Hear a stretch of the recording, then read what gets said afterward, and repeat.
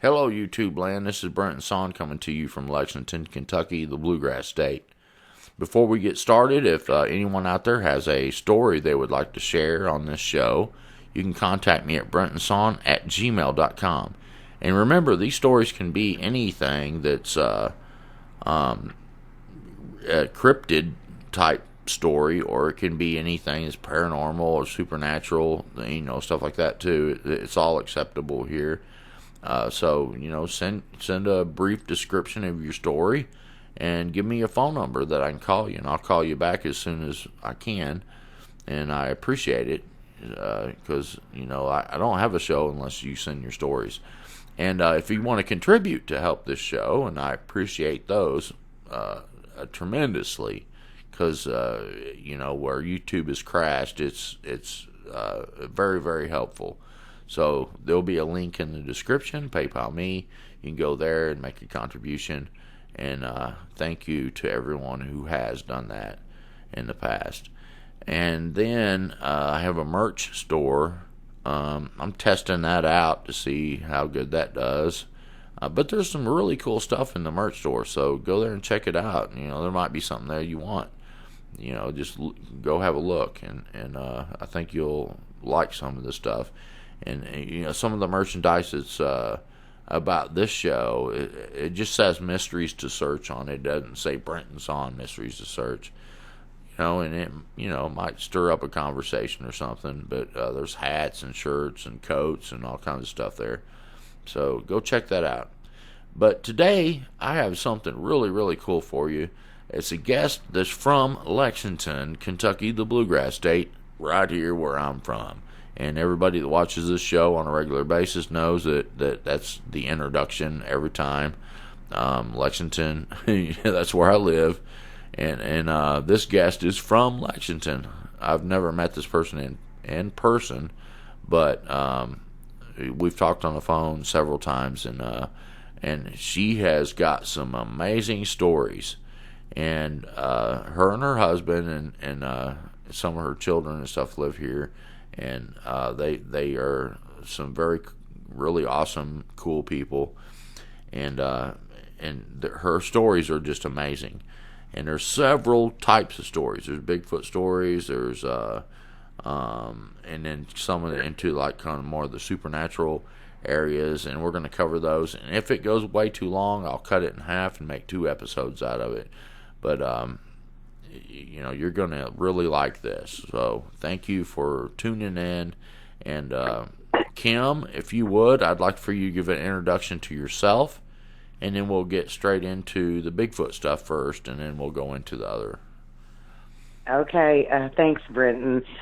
This is Kim Mosley, and yes, I do have some stories to tell you guys about some things that have happened really throughout my life. I was living down by the lake, which is right outside of Lexington, in an area that you guys, if you get out the map, I guess, Brendan and I know it very well, it would be the Garrett County area or Harrington Lake area, and that's where I grew up. And at the time, I was 21. This was back in 1986, so I'm 52 now. And I was going to school at Eastern Kentucky University. And so living there around the lake is what they call Lancaster, Kentucky is the area. There's a little road that's called 52 that heads out of town east-west, and then it branches off to a road called 1295 that'll take you on into Richmond without having to hit the interstate. And that's the little road that this incident happened on, or this occurrence.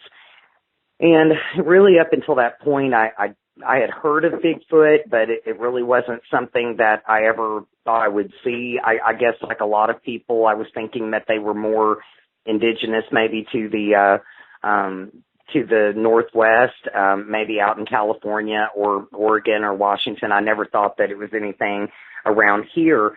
But looking back on some of the stories that my grandfather told me about his coon hunting days, it really makes me wonder now. And like I'll briefly tell you guys about that. My grandfather had always had a kennel of hunting dogs, and his coon dogs were really the best. I mean, they won blue ribbons all over the country, and he was in Coon Hunter magazine, and a lot of the lineages from his sires or even the females were really prized animals. I remember one incident, he had told me that he had paid $1,700 for a dog, and this was back in 1971 or 2. So you can only imagine. I mean, from what I've been told, some of these dogs go for tens of thousands today. So these were dogs that knew what they were doing. And I remember one time in particular, he came back from hunting, and he had lost one of his dogs, his best female, and she was always the one that treed animals first. He could always count on her to see it first and get to it and treat the animal in their hunt. And he had come back without her, and he said she was lost. And I noticed that he had this can of, like, it looked like purple spray paint to me, but it was really like an antiseptic type thing that you spray on wounds to keep bacteria down on an animal to keep it from getting infected. And I noticed he was spraying this on 2 or 3 of his animals and even on himself. And I'm like, what really happened? You know, you really got torn up out there. And he said, well, you know, we lost Clara. And I said, yeah. I said, you know, maybe somebody will find her. He always had good name tags on him, like brass-plated name tags with his phone number, which is about all we could do back then because, you know, they didn't really have the GPS locators or the chips. And I said, yeah. I said, but all these other dogs are torn up too. And he goes, yeah, we had to get out of there basically. And it looked like barbed wire cuts, and it looked like almost like claw marks or something. And I was wondering, you know, did he really get torn up going after that dog to get her back, like going through brush and thorns and things? Or was he just trying to get the heck out of there is what it was? And that's what it sounded like to me. So I pressed him a little further and I said, so she is lost and you guys got out of there. I said, what do you think happened to her? He said, I don't know, maybe a booger got her. And that's really all he said to me. And I never put 2 and 2 together, but now that I have heard some Bigfoot stories, I realize that people sometimes from the South call a Bigfoot a booger. And so he very well, instead of just trying to get me out of his face, being an inquisitive little girl, he might have actually given it away that a Bigfoot got her and that they just barely got out of there with their necks. I don't know.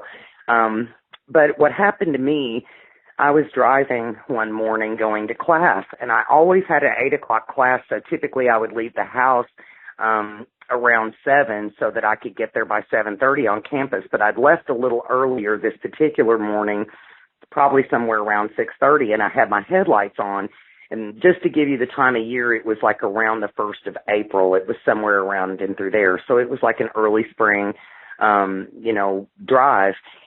And so I was driving along 52 trying to make it to 1295 so I could get to class. And it's a really crooked little road. And I had just gotten a car from my godfather. God rest his soul. He just died 3 or 4 months ago, Stuart Powell, over in Danville, Kentucky. I bought it from him and from his dealership. And it was a little Ford Escort twin turbo GT, and it was a 5-speed, so it was really quiet, which I don't know if some of you guys know about how loud back in the mid-'80s that a lot of the vehicles were, but you could usually hear somebody coming in their car because they were in a V8 or, you know, I mean, they might have had, you know, some V6s on the road by then, but especially in the small towns, we had like loud trucks and loud cars and fast cars, and it's kind of like what we liked, you know, back then too. And so I don't know if I snuck up on this Bigfoot. I don't know if but he looked very surprised that I was there, and I was very surprised that he was there. I drove up around one of the corners, and he was standing in the middle of the road, and you could tell that he was trying to cross the road. But he looked at me, and at first, when he looked at me, it was almost like he was trying to, I don't know, like make like a tree or something like that. Like it was almost like he was like, don't see me, or I don't know what he was thinking, but he stiffened up kind of. And then when he looked at me, he really looked at me. He looked surprised, like, what are you doing here? So I think that when that didn't work and he knew he was going to have to move, because it freaked me out so bad when I saw him, you guys, that I almost like lost it. I thought, I can't get around him. There's no way that I'm going to be able to keep from hitting him. And the fact is that when I first saw him, I'm still trying to tell myself that this is just some big piece of livestock in the road. Like I was telling myself, oh, this is just a tall, big black horse is what it is. But guys, I mean, I couldn't keep that up for long because I knew that in my mind, the eyes were looking straight at me. They weren't on the sides of the head like a horse would be. So if there were any question about him being bipedal, at the point where he knew that I was going to hit him if he didn't move, he takes a step back, and that's when I saw for sure this is a bipedal, very dark animal. He looked like he was very dark brown, if not black, and based upon how far above the roof of my car was as I was driving by him, he had to have been around 8 foot tall, if not a little taller, because when he took that half step back, he was actually kind of bent over a little bit, looking and peering down into the car at me as I was crooking my head up to the left as far as I could to look at him as I drove by. And Brenton, I tell you, I would have, if my window had been rolled down, I could have reached out and touched him. That's how close he was. I mean, his fur or his hair basically almost brushed the window of my car, just a couple of inches away from it. And that was it. It was a very near miss. That's very, very amazing. How close you were, because you got a really close look. Can you kind of give us a description from the head to the whatever you noticed, like throughout the whole creature, what it looked like? Yeah. Well, I mean, to me, once I knew that this wasn't a big black horse and that the eyes were looking straight at me, and plus they were huge. And when he took that step and he raised out his arms when he did so that I could get past him, because I barely squeaked past him and he barely stepped out of the way in time. I mean, this whole encounter was just a few seconds from the time that you first say, what is this thing in the road, to, oh my goodness, that isn't a horse. It just stepped backwards to, oh my gosh, look how big he is. I'm passing him and he's looking at me. And that's the thing, is like, that you can't really describe, is that the way that they look at you, it's not like an animal. It's like you could tell at first he kind of wanted to almost pretend he wasn't there, but then he knew that he couldn't, because in proximity as to what I was to him, he knew I was going to hit him. And then that's when he made the faces like a human would, like surprise and things like that, like which an animal doesn't. I mean, I don't know how many of you guys are from the country, but when you run up on, say, a deer in the road, it'll either just sit there staring at you or it'll scamper out of the way. Usually it moves out of the way very quickly.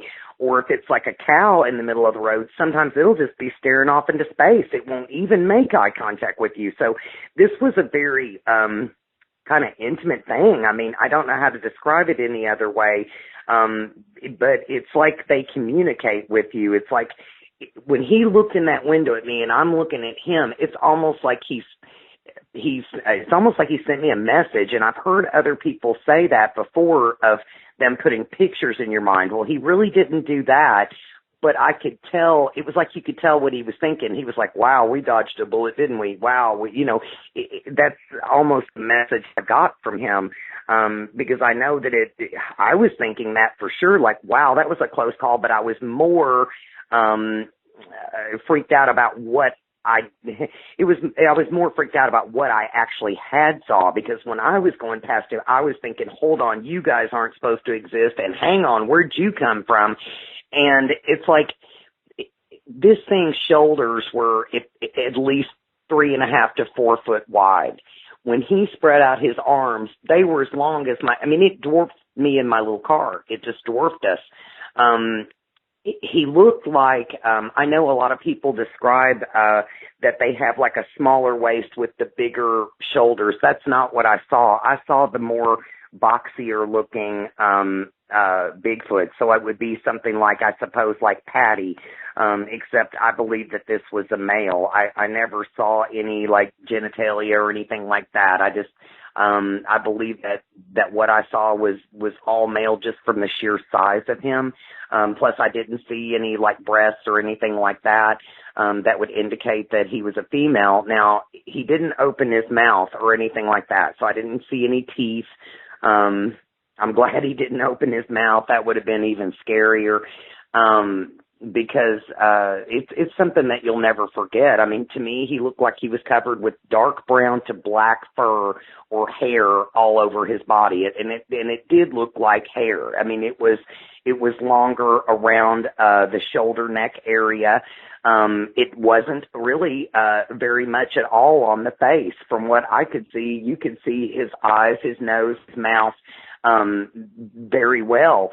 Now he did have a stronger ridge kind of like over his eyebrows than most humans have, but it was still very very human looking to me. His skin was darker, like almost like a charcoal type color, like a dark color. And think about it, guys. This was in the early morning where you still have your headlights on. I got a good look at him in those headlights, but I would have known if it was like flesh color or something like that. To me, it looked darker than that, like almost like taking on the same color of his fur, or what you would expect that to be.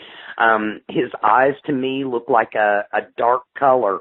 I did see a little, when the lights hit them, they look a little reddish brown, so they weren't all the way black. But his head was rounded. I didn't see any kind of a cone or anything like that, like people describe. I mean, if he did, it's not really like I got to see truly the back of his head, or to stare at that for a couple of seconds to where I would have maybe seen something like that if it was on back of his head. But from what most people describe, when you're looking straight on them like this, you can usually tell whether they are. And to me, he looked like round-headed, compared to the really sharp cones that people suggest from other areas of the country. His hands were just massively huge. When he spread them out, they just looked like big, like human hands, but bigger. That's what they look like to me. And you could actually see them. And he was covered pretty much all over, with this hair-like fur, or whatever you choose to call it, because it was really kind of like both. Like in certain areas it looked shorter, and other areas like around his shoulders it did look longer, but more like hair. But he did not, his face was not, though. You could tell that he had the nose, the mouth, his eyes and everything. So that's about as close as I could describe him, other than he looked like a refrigerator covered in hair. I mean, it's a big boxy body. And I think the cone head thing is more when you see a profile, because the forehead will slope back from the eyebrow region. So when you're looking at it, like when it's looking at you, it doesn't look like a cone head. It looks like a rounded head. Right. Because the slope is at like a 45 degree, or something similar to that, and so if you look at it from a profile, when the one I saw it from a profile, so and of course I saw the arm close up, and it kind of looked more like fur to me. But it's like it's shorter on certain areas of the body. Yeah, right. Yeah, I didn't see the shoulder when it reached in on me in the tent and stuff. But so you give a really good description. You tell the story so good. It's pretty well, he cool. was up close and personal. You got a really close look, man. I mean, it's like wow. It truly was. But I say this, that it took me until it was around 2013, around, I believe, Christmas time or thereabouts, is before I ever told a soul. And, back then, people didn't talk about things like that. And that's why I never elaborated on the story with my grandfather. And he died in 1988. So when he had said this to me, I was like a young girl in probably around junior high when he lost that particular dog. And so it would have been probably somewhere around 77, 78 that I believe that incident happened to him, but I'll never know now. I mean, it's not like I can go back and speak on these things now, but looking back on what some of the older people, in fact, called them that knew of their existence, and you know, plus, you know, our family's part Shawnee, and you know, they would either call them a wild man or a booger. That's if you were from the South, that's what they called them. And so in essence, I believe that that's what he was trying to describe, but he didn't really want to elaborate on it. I think it was a pretty you know, horrible experience for him, and that dog never was recovered. So I do believe that and it's wild because, you know, a couple of times he did lose a dog on a hunt. I'm not saying it never happened to him, but that dog was always came back around. It would be that, you know, an old farm. Yeah. It's really interesting that he would have said it might have been one of the boogers, because the dog that got killed that didn't come back, or, you know, whether it got killed or not, I guess we could never really know for sure. But the dog that didn't come back is the one that he said always got there first. And, she always treed first. Yeah, and it almost sounds like there was a scenario where the one that got there first got you know, dispatched, and then the others that come up a little bit later got scratched up and all that kind of stuff, because they use tree limbs a lot, and it might have snapped a tree limb off and, you know, was hitting at the other dogs, because coon dogs, they'll all gang up and surround something. And I would have liked to have known if the other dogs came running back.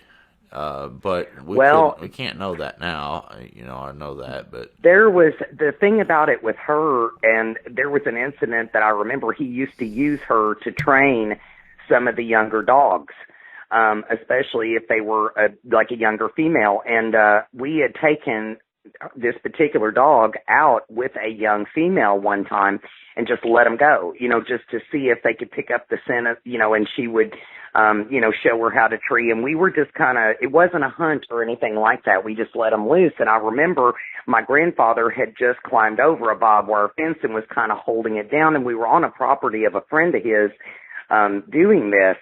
And we had just crossed a creek, and he had his, you know, his waders on and stuff like that, because he was always like a little bit more paranoid about snakes and things like that, because obviously, you know, when you're out hunting, you gotta look out for those. And I remember we were just crossing over that fence. Well, no sooner that the dogs had disappeared over the horizon, over the hill, here where they came back. I mean, running fast. And I saw it looked like just a black dot chasing them. And I said, and my grandfather was back over the fence in two shakes. I mean, he was over that fence, and I was like, what is that? He goes, bull, like that. And that's all he said. And I often wondered, it was that little black dot chasing them, because of course they look like two little bitty small dots. And then the big black dot was chasing them. I thought, wonder if that was a bull or not. So, you know, but because let's face it, if it was a friend of his farm, they should have known whether the bull was put out in that particular pasture that day, or he wouldn't have had us out there or training his dog. So I often wondered, did I see one from a long distance that day, or really was it a bull like you said? But it made them dogs pack it up and come running, and they jumped in the truck. We jumped in the truck and left. So who will ever know? But this dog, you know, if it was afraid of the bull that day, if in fact that's what it was, that's about all this dog was afraid of. If he told her to tree a bear, she would have. I mean, she was just that fast and that good. And, so yeah, they were all pretty torn up after that hunt. They were all torn up. And, those were dogs that always came out unscathed. And let's face it, I mean, like, unless that mama coon and she's protecting her young or something and you've got her treed, she might come out and give your nose a good whack if you're a dog, or, you know, something like that. But they were torn up all over from this. It was crazy. It was like they ran for their lives. So, because they had big scratches on their sides, they were all cut up. It wasn't just the way say a bobcat or like a coon or something like that will go after a dog and swipe down at them with their claws from the tree. It's not the same at all. They were clawed up all over. Yeah, that's So interesting they too. gotta, See, yeah. you keep coming up with more the stuff that you're remembering, because this kind of drudges up memories when you start It sharing. is. I mean, Yeah, well, and you don't talk to people about this kind of stuff every day. Like I said, I didn't tell anybody about what happened to me back in 1986. I didn't tell my husband, and I was already married at the time.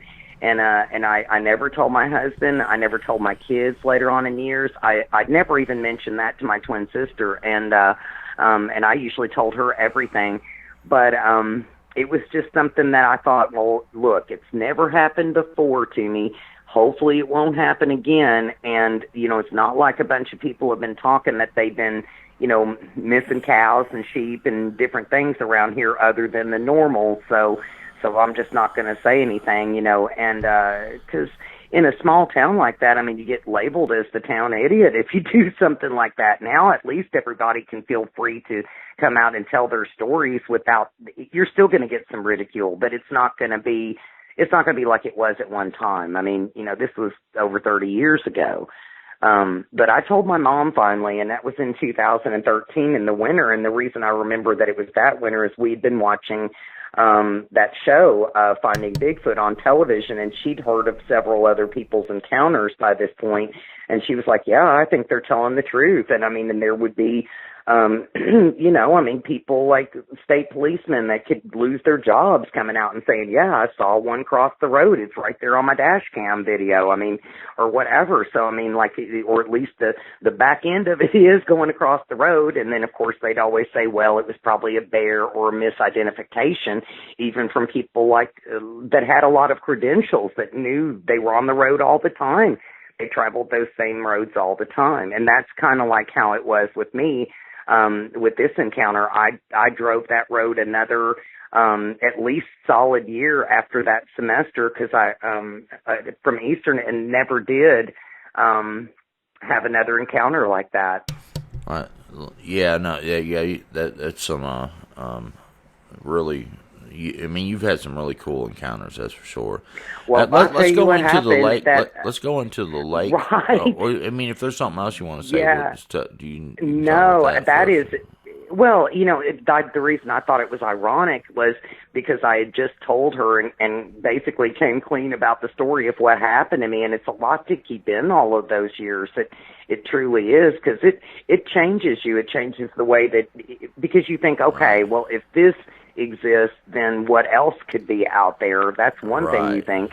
Plus, you don't really feel the same when you're, you know, maybe out just fishing, you know, just you and a friend, or, you know, you watch your back a little bit more, and you know, you don't go into the woods by yourself or unarmed, even if you're just like bird sighting that day or whatever you're doing, because, you're aware that something is there, and it's predator-like, and or it's a lot bigger than you are, and that it is real, and it's not some kind of thing that they just see in one part of the country. That I believe these things are all over, and I don't think there's a single state that's just about been left out from encounters, even though I know that some of them are more than others.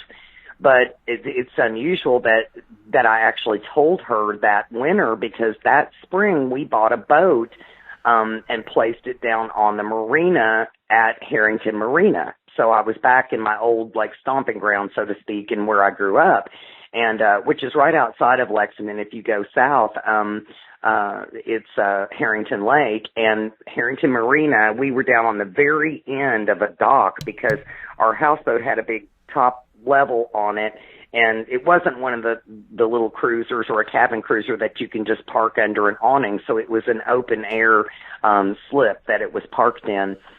And across from it, about maybe 50 yards, there was a little almost sheer rock ledge. It wasn't quite sheer, but it didn't have much of an incline to it. And there was a tree line above that. And my husband had told me he had been doing some work for the guy that owned the marina. He'd been doing some work for him to get ready for the boating season that spring and summer. And a lot of people don't show up until, you know, really close to that Memorial Day weekend. You know, some people will show up in April, but the majority of people follow on in May, June, and July are the big boating seasons. And then obviously when the kids go back to school, you start seeing a lot of people disappear from down there. So it's a short season, but even though we do have longer springs and summers here, but that's when the majority of the people are there. So he was down there when it was really cold, like in February, and even parts of March, fixing parts of the dock that needed, either replaced or, and maintenance that needed to be done for the boating season to begin. And he told me that he had heard some kind of it almost sounded like a chanting, at night. And he said, Kim, he goes, it's happening now. And I didn't go down with him when it was really cold. I mean, when it was February, March, I left him to his own devices there. But I'd say the first time I was down for the season was the very end of March, or maybe around the 1st of April. And he said, you can go out and you can hear it tonight. And I said, really? I said, you mean that chanting-like thing that you thought you heard? He goes, you just go out there and see what you think. And he goes, be real quiet and listen. And so I did. I went outside and there was hardly anybody. There was actually nobody down there that night. One guy lives in his houseboat, and so he's down there year round, but he was always in bed early and never made much of a ruckus. So basically we're by ourselves. It is really quiet. I go out on the front of the boat and then step to the side, and I just start listening towards that cliff or towards that tree line. And what I heard is, I didn't know what it was because it sounded like, and I knew there couldn't be people up there. It's just way too treacherous of a little cliff. I mean, you're not going to have a person being on that cliff. In fact, there's not even livestock that's near that can come up to those trees. I've seen a little bit of wildlife there, like some birds and what I thought possibly might be a deer, and up on the very top where the trees are, and that's it. What I heard is it sounded like a low-pitched, almost like a moaning, lamenting song. And it sounded like this. I'm going to do my best imitation of it. It went like this.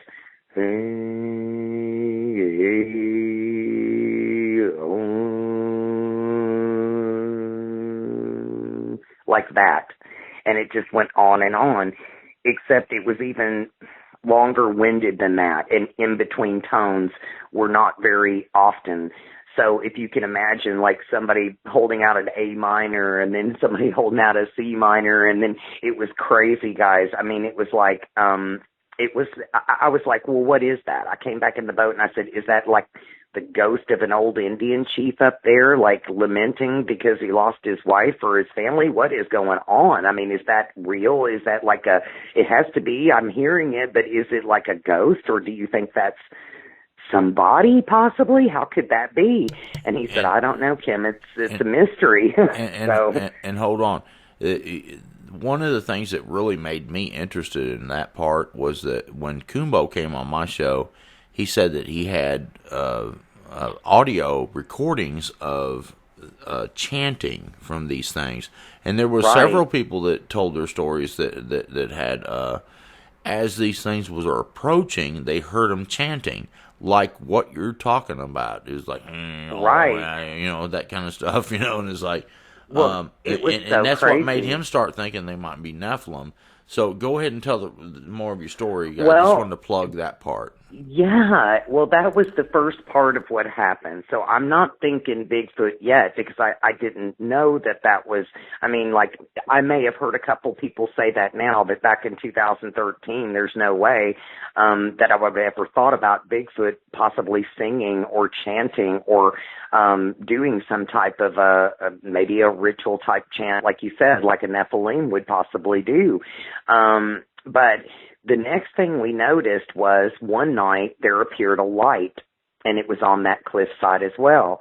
And it wasn't the color, like up in the mountains, like closer to the Tennessee border, they have like a lot of foxfires, because they do have more coal mines up there and a real karst topography where you've got more of that chance of that sulfur burning up through the ground. And sometimes it'll look almost like a greenish flame or yellow, but this wasn't like that. This was almost like a ball, and it was whitish blue, and it was mostly white, but it had a blue tint to it. And And I thought, wow, it's too early really for fireflies, plus the fact that this would have to be like the Godzilla of all fireflies, because even from a distance, it looked to me to be about the size of a softball.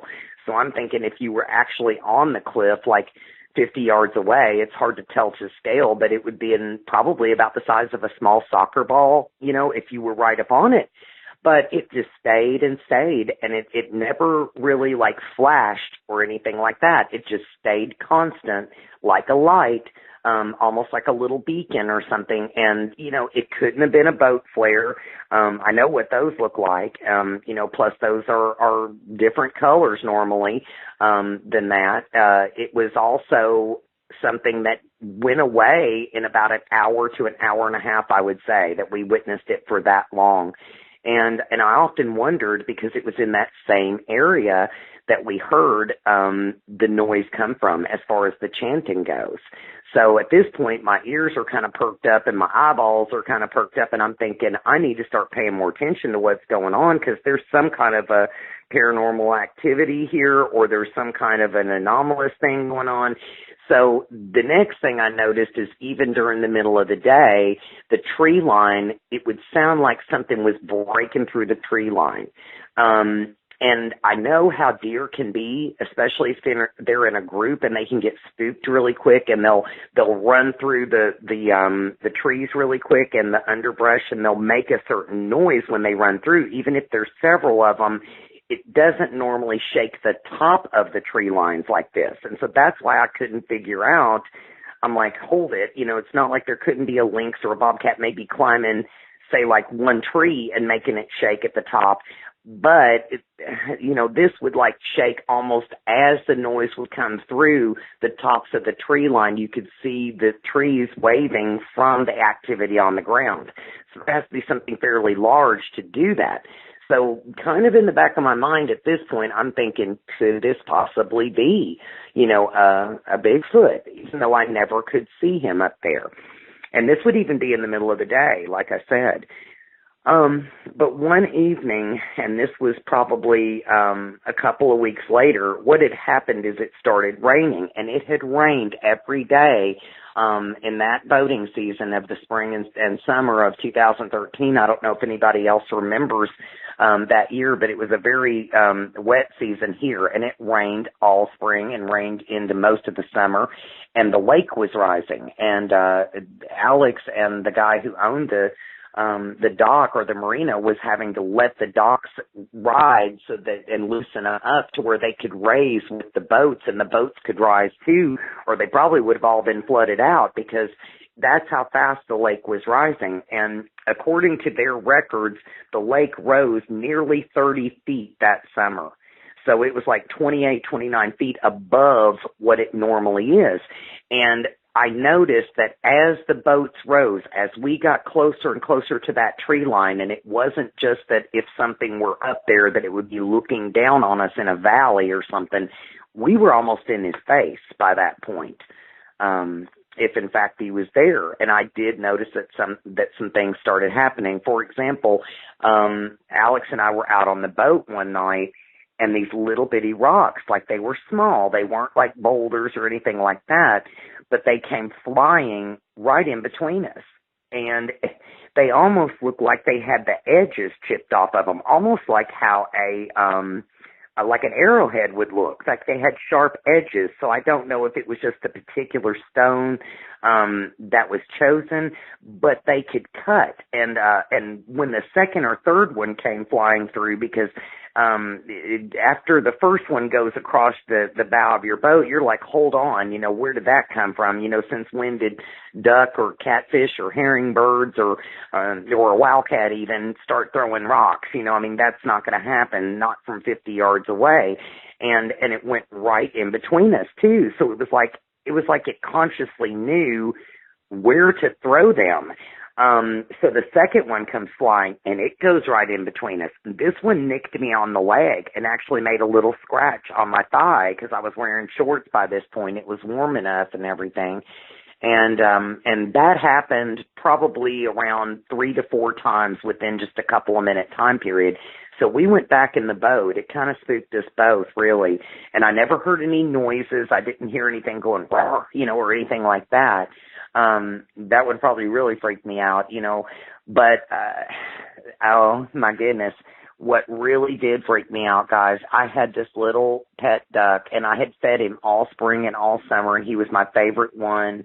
And he had a little green head. He was a little green mallard, and he was so pretty, and he'd grown into a really beautiful duck. And he was always the first one to come up. There was usually 3 or 4 of them that were friendly enough ducks to come up and, take what you had, whether it was crackers or bread or whatever.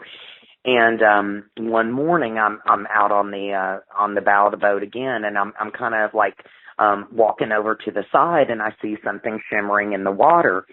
And I wonder what it is. I'm just like, it looked kind of green, and I'm like, what is that? Is that a fish floating on, just right under the surface of the water, or what? And just then I noticed it was that duck's head, and it had been ripped off of its body, and the duck head was floating over towards my boat, and I really think that it was him trying to send a message that, hey, I've been watching you feed that little duck, and I'm going to kill your little duck, like, guess what else I can do, or I don't know. But to me, it was a threat. And I know that wildcats don't rip just the head off of a duck. It would just be the whole body would be mangled or partially eaten or something like that.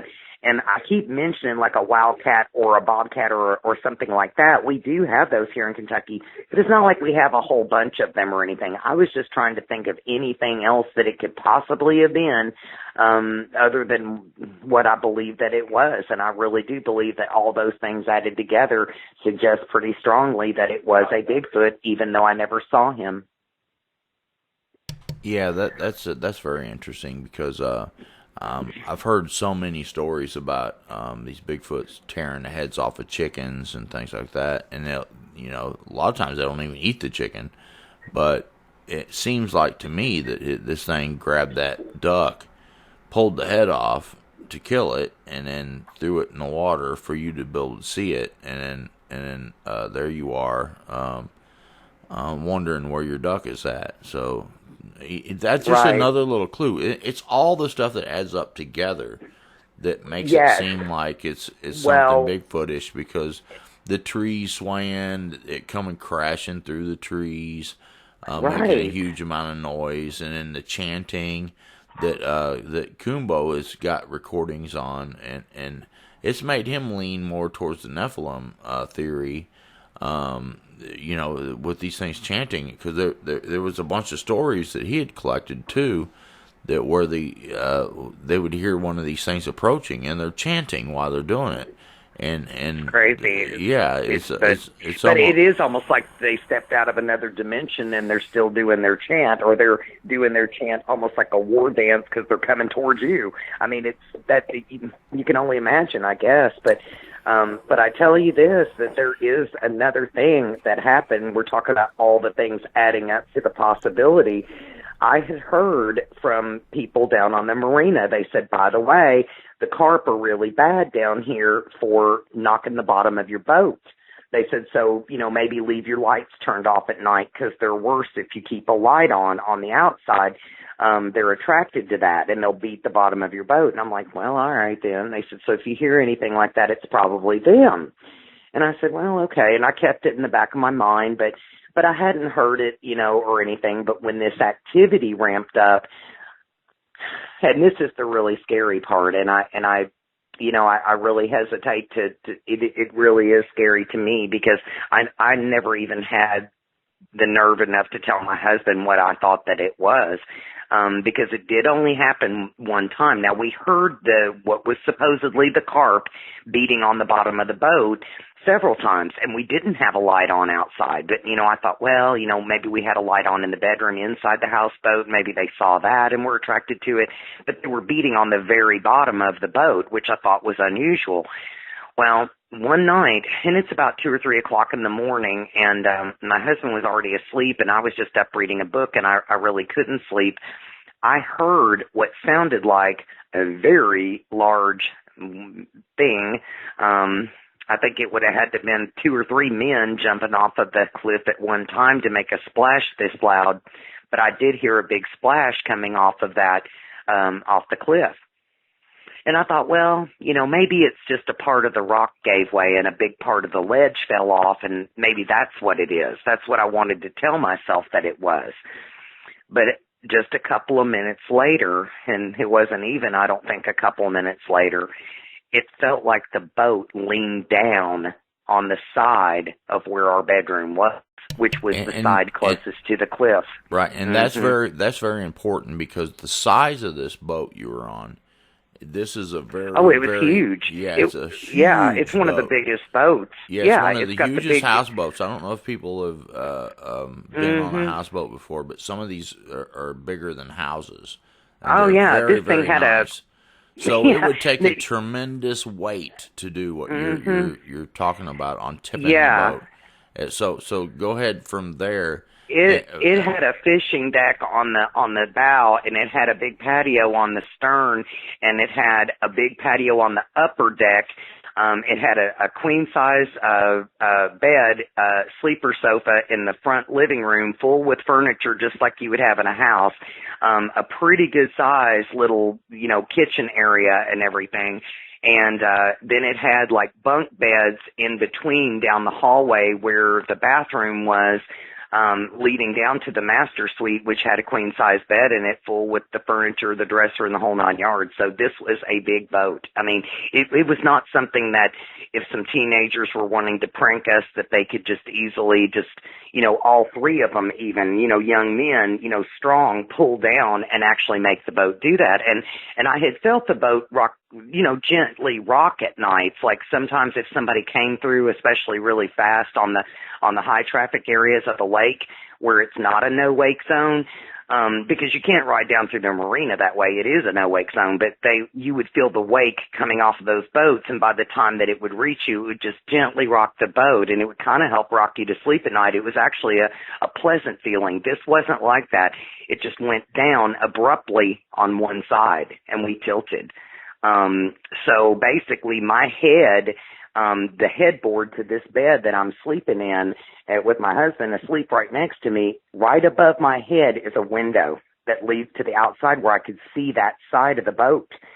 And I was too scared to look out it, because I just kept thinking, Kim, if you look out there, you're going to see what you don't want to see. And I just, I didn't have the nerve to do it, but I just felt like somebody was looking at me. And I really feel like that he grabbed onto that, stepped on there, and just leaned up and looked in that window, because as tall as they are, he easily could have done it. And I think he was just being curious and looking in to see if we were in there, or what room we were in, if that's where he thought we were. And then later on, of course, the boat did just go ahead and level out, pretty gently though. And I never heard him slip back into the water, if that really was him. If he did it very quietly. But I did hear beating on the bottom of the boat a few minutes later after that, so I thought, well, either the carp are back, or he's down there wanting to make sure everybody wakes up at 2 or 3 o'clock in the morning, because I thought it's strange that it was always around the same time of night. I mean, fish don't have a mind to beat on your boat only around the same time at night. I mean, and I had heard them, and they sounded like fish beating against it. This sounded like somebody's knocking at your door with much authority, like the popo's outside or something. I mean, that's what it sounded like whenever it would happen. And I was like, goodness gracious, those carp certainly are loud. And he goes, yeah, I guess they told us that they would be like that. And I'm like, on a big old boat like this, but who knows? And it did have that bottom deck as well, like where you could go down through the trap doors, and it was storage down there mostly, but there was even space of probably a couple of feet. You couldn't stand up down in there, but you could actually, store some things and stuff like that in the bottom of the boat. So there was a lot of things to protect from that noise, and it still was that loud. Yeah. When you heard the big splash, and it's a huge, there's differences between like a carp slapping on the water, because when they breed, they slap the water. They'll jump right. and stuff. But when you hear like the big sound, and it's like kaboosh, it sounded like part of the whole cliff broke loose. Is what it sounded like to me. And that you've been hearing this stuff up there, and then the boat tips. That's the biggest clue. That's the biggest clue to me, because And then you feel like you're being watched. Yeah, and then you feel like you're being watched because for one, the marinas, they have no wake zones, and they put them out there far enough away to where it doesn't really rock your boat so much when you're in the marina, and so something to make your boat feel like it's tipping, and you never heard that kind of the boat motor sound going by. Exactly. A lot of times you hear that going by, you know you're going to feel that little bit of a rock. Right. But it takes a huge boat to rock a houseboat. Right. It does. They're monstrous. And to me, I thought that when you said you felt like you were being watched, all that together suggests to me that this thing jumped off that cliff. I think he did and came a look-see. They're known to be good swimmers. Pulled himself up on the boat and went and looked in the window. Looked in my window. Because they're known to do that. And then from there, he just slipped off into the water because he didn't have to jump off a cliff, He just eased off into the water, and they can climb the cliffs and stuff easy. They've been known to climb a cliff carrying another Bigfoot, a straight up cliff. To me, it sounds like everything added up together is clues that you had something that actually came onto your boat and was looking in the window at you, because it seems like the thing was interested in you mostly. Yeah, that's what really creeped me out the most, is I think that he truly was. I think that he really was interested. And from other things that we've discussed, and stuff too, which I don't know how much of a stomach the listeners have to get into those kind of details, but, let's face it, it's nature. I mean, these things happen to us all, and I'll just leave it up to your, whether you want to edit this in or edit it out. But basically, it was right before that.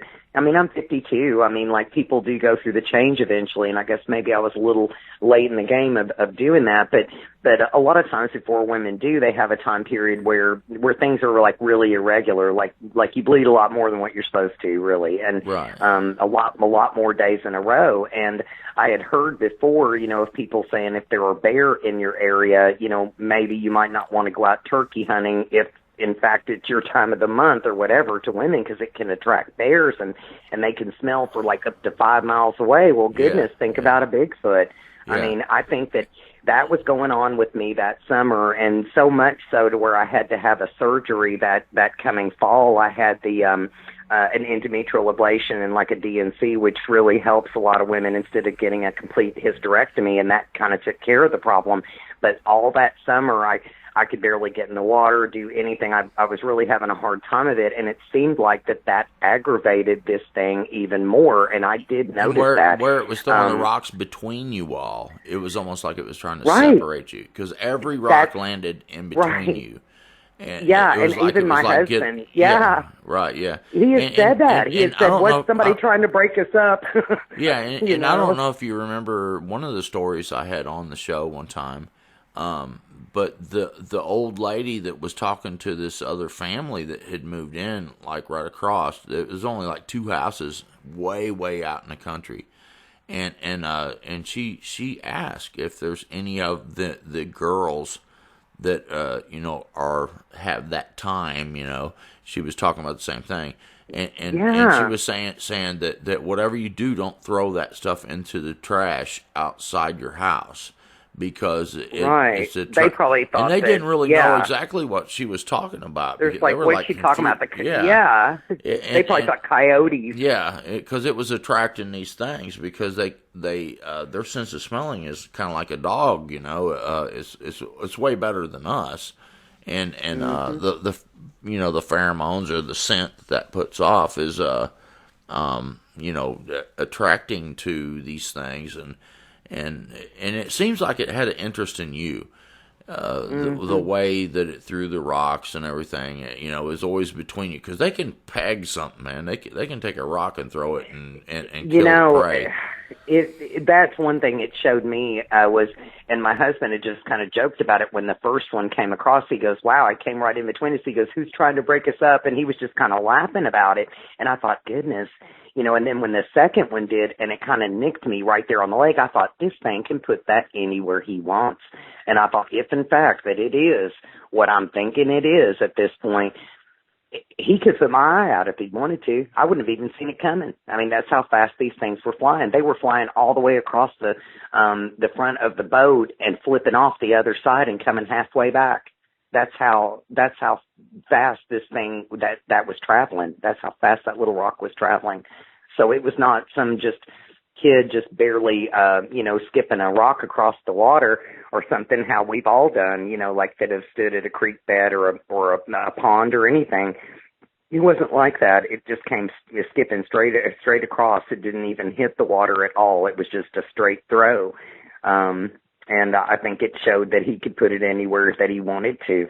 And he chose to throw the rocks in between us, almost like he wanted, because he was standing closer to me. And then when that started, we did kind of move apart from each other some, just like, hey, when's this going to stop? And then we just kind of looked at each other and went on back inside the boat because it was too creepy. I mean, after the second or third one, it's not a coincidence. It's not just a fluke, and the rock didn't fall out of the sky. It flew in between you, In fact, we didn't know what it was the very first time. The first time we didn't.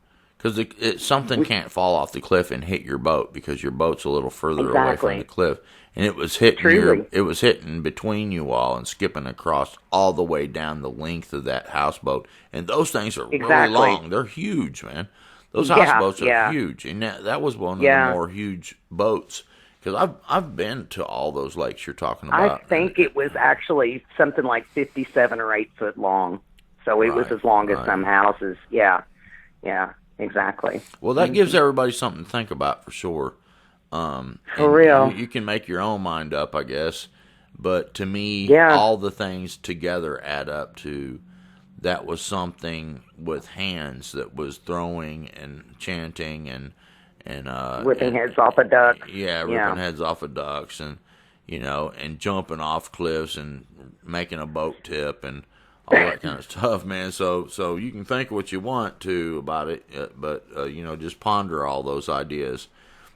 Next, let's just go to your reptilian gargoyle, whatever this thing was, encounter. Well, that's the thing, is that I didn't know quite what to call it, but that was in 2007. And I was living here in Lexington at a subdivision called Masterson Station, and it was a fairly new subdivision at the time. There was a bunch of houses in it, and I was towards the back, but they were building more all the time. There was a lot of construction going on there. And so we were kind of towards the back of the subdivision, and you could look out across our backyard. We had a privacy fence around it, but you could look out across the property, and you could see the railroad tracks. Hence the name Masterson Station, because it used to be a big active train station there.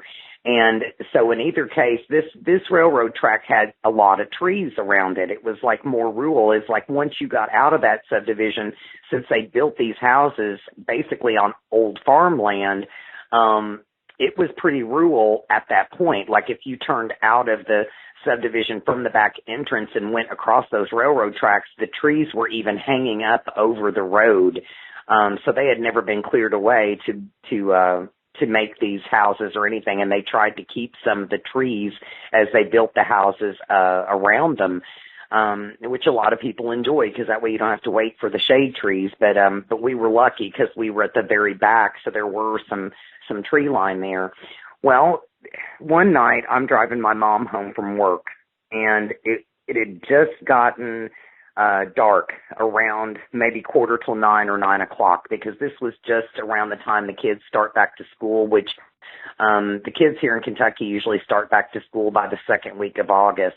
And so it was around that time. They'd only been in school for a few days, and I remember because my oldest son had graduated from high school in the spring of 2007, but I still had 2 kids that were in high school.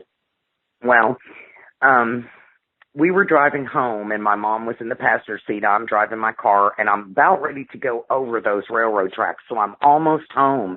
I could almost see my house from there. And or in fact, I could see the privacy fence part or the backyard. And the part where the tree hung up over the road, when we were going under that tree, something went splat just right on my windshield. And I'm like, what in the world? And I mean, it looked like it covered my entire windshield. And my mom said, is that a bat? She thought it was just a big bat spread out his wings across. I said, no, Mom, it's a snake. And it was a big black, like, I guess what people call cow suckers around here. It was a pretty good size one. It wasn't just some little garter snake or something. It was a big black snake. And it was on my windshield. Well, it acted like it was stunned too from where it hit the windshield, because let's face it, we don't live in a swamp around here, Brenton, you know. I mean, it's country all right, but it's not like that we have a lot of the snakes that will lay down in those cypress trees like they do in Louisiana or something and fall down on their prey and kill it or whatever. And what snake is consciously going to want to drop down on a windshield of a car and possibly, you know, break every little vertebrae bone that it has or whatever? And that's basically what happened. This thing had enough energy to go up the windshield, and I saw it go over. Thank goodness I had my sunroof closed, because you could see it wiggling across the top of the car.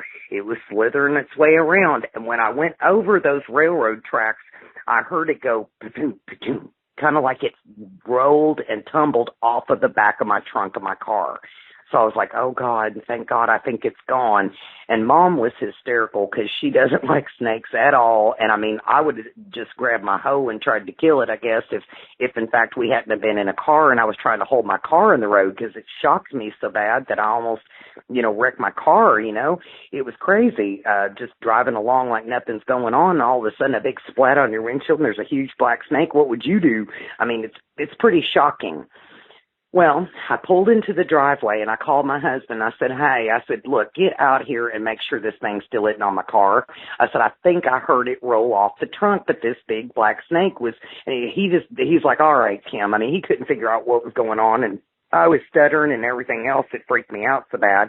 But he went out and looked around the car. He goes, no, Kim, there's no snake on your car. And I said, okay.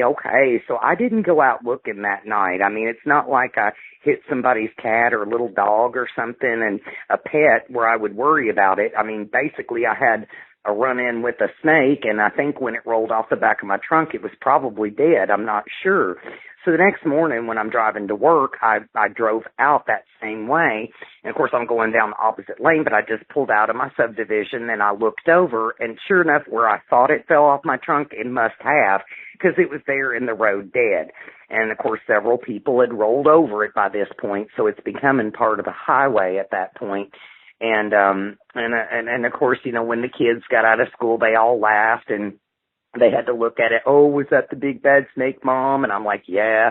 And I'm like, look, it looked a lot bigger, you know, to me, when it hit my windshield, plus the fact that, you know, now that it's been in the beaten down sun and a million people run over it, you know, it's not as threatening looking, you know. So we all kind of laughed about it, and I was actually glad that that nobody was too freaked out about it, because you don't hear about snakes dropping down out of trees onto people around here. I mean, I'm sure it's happened before, but it's not like it's a common thing.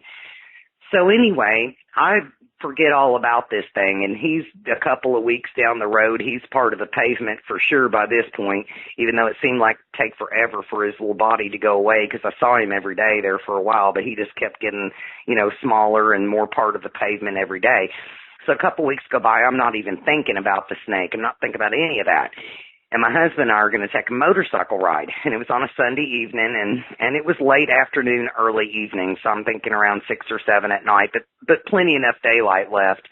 And we're driving out that same road, and we're going over the railroad tracks. And just where that tree hangs over the tracks there, close to the tracks where the snake had fallen out of, we go under that tree, and I hear, of course, I'm on the back, he's driving, so I got the luxury of looking around and hearing things and stuff like that. I hear this thing go, kind of just like that, y'all. Like really evil, like kind of like that, like a not really human noise. It was crazy, and I snapped my head around and I looked at that thing, and I promise you, what I saw looked like a gargoyle come to life. It was about 3.5 foot tall. If you've ever seen the old movie Creature from the Black Lagoon, where it comes up out of the swamp and it looks like a lizard, but it also looks like it has a face, almost like more like a almost like an evil toddler that's a gargoyle. I don't know how to describe it any other way. And it had looked like a chest plate on it. And the reason I thought about this story is because I heard your story with Big T, where he had said that it looked like it had a chest plate that was mostly white. Well, that's the way this one was. It was a whitish yellow. It was a kind of a lighter colored yellow, but yet all over he was kind of greenish gray. Like some parts he looked darker green than others. Other places he looked a lighter green color. But overall he was kind of a grayish, greenish, some places almost black looking lizard, gargoyle, reptile thing come to life. And he was in the flesh. I mean, it's not like I could see through him like a wispy ghost or anything like that, where I would just think immediately, oh, that's a demon or something. I thought he was devilish, all right, but I knew he was real, that this was a real live animal that I was looking at. And when he laughed like that, he and just like he was taunting me, when I snapped my head up and looked at him, it was almost like what I said about the Bigfoot, like almost how, not really like that they put pictures in your mind, like that we had that kind of time for him to impress something on me like that. But what he impressed upon me was the message, I'm the one that threw that snake at you. And I knew it like I knew my name. And I can't tell you how weird that part is, but I knew it immediately. He is the one that threw the snake on me. That snake didn't just drop down accidentally.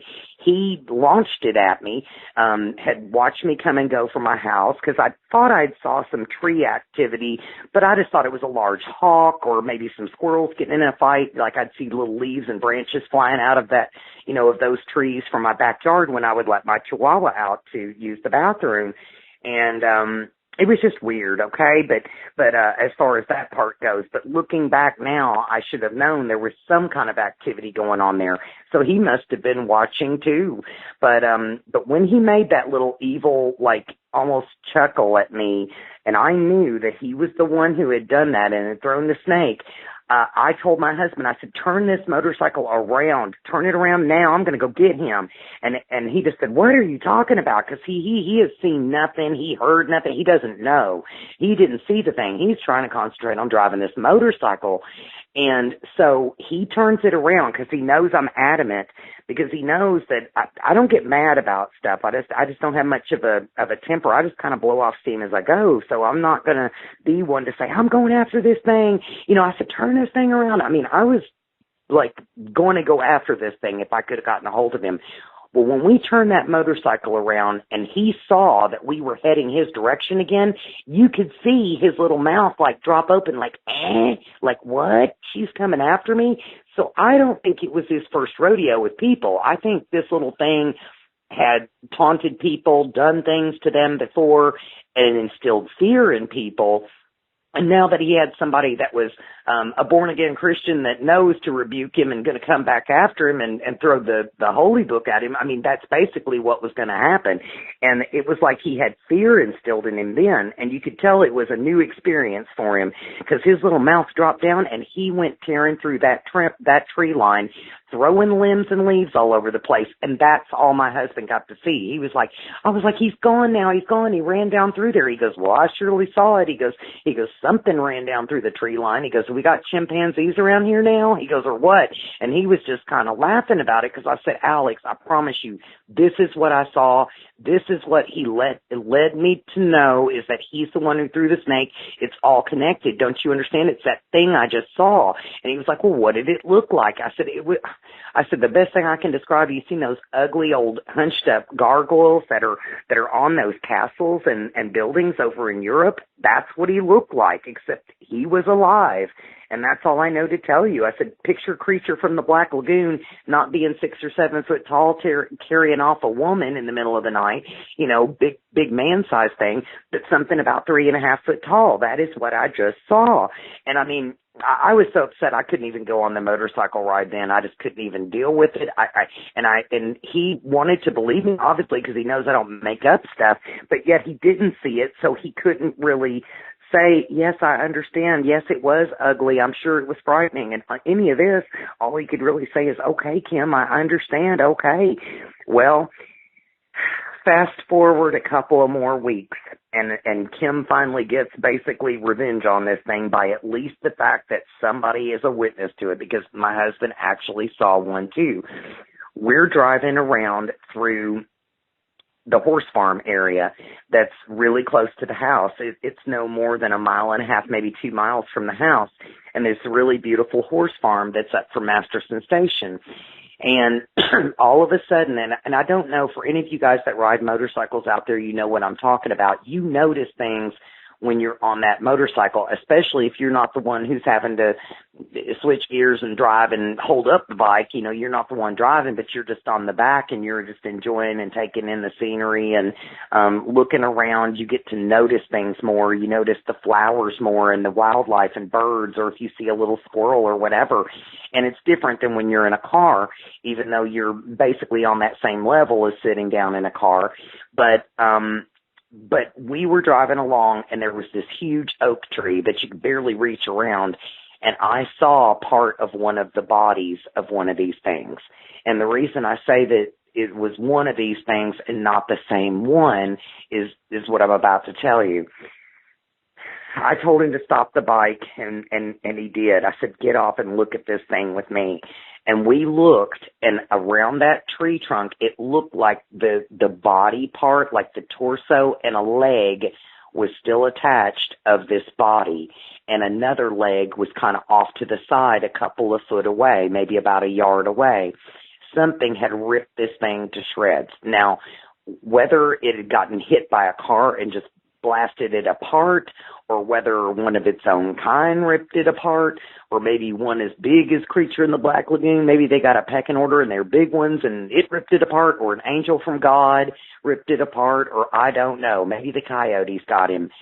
But this thing was dead, and it was in a couple of different pieces here, obviously, but I didn't see the head anywhere. And that's what was kind of freaking out Alex, because they camouflage so well that, guys, if I hadn't been on that motorcycle, I promise you I would not have even noticed that it was him. And if I hadn't have seen that one from a couple weeks before, I wouldn't have even known that they existed at all. So I wouldn't have known what I was looking at, and probably just discarded it as a bunch of mush pushed up against a tree. I probably wouldn't have looked at it closer. But since I'd seen one and I had something to draw up on, and it had only been a couple weeks earlier, we went looking for the head. And we found it across the road in the ditch line. There was and it was really mangled, guys, so you couldn't really see the face on it that well. But it was a head, and it was of the same color and consistency as the body. And it looked like it had happened, obviously, several days before that. And being out in the sun, it was some of it was like kind of mushy and all of that, so it would kind of blend it all together.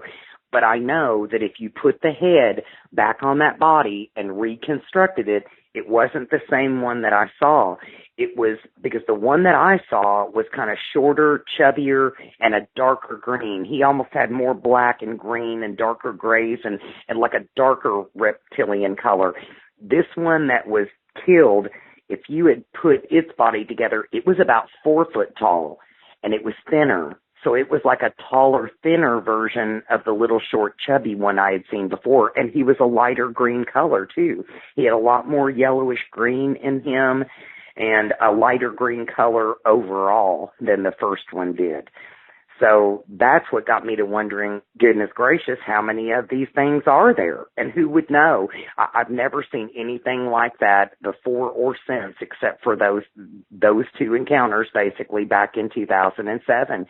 And, I've had people say, well, why didn't you take a picture of it and all this? I mean, one of my friends, I think, had an iPhone back in '07. It's when they first come out, but it wasn't like people walking around with smartphones like they do today, where that's the first thing you would have thought of is, let me whip out my phone and take some pictures of this or whatever. We never did go back to the area. We kept it to ourselves, and we didn't tell anybody about it. And I never even mentioned that to my kids because I didn't really want to scare them. Plus, I figured that if they were that prevalent, or at least if I'd seen two of them in the same area, that maybe somebody else would do the dirty work for me and report it to somebody, or it would come out on the news, or something would happen. But nothing like that ever happened. Yeah, I was kind of also thinking, too, that where you thought this thing was evil, oh yeah, that you wouldn't collect the body up and try to present it. You know what I'm saying? Because you wouldn't want some evil kind of something. And there wasn't phones back then with pictures that took pictures. It wasn't the same. Yeah, it wasn't the same at all. And especially a motorcycle ride, you're going to take your phone with you. I think I did have a phone at the time that did have a camera, but people didn't carry them around like they do now. You took on a Sunday evening's motorcycle ride, I'm going to take that with me. Come on. People didn't do that back then. Now, hardly anybody's without their phone, no matter where they go. You had a phone that attached to the wall with a little pigtail thing, and it had a rotary dial on it. Me too. Me too. So the phone stuff didn't become prevalent until here recently. Right.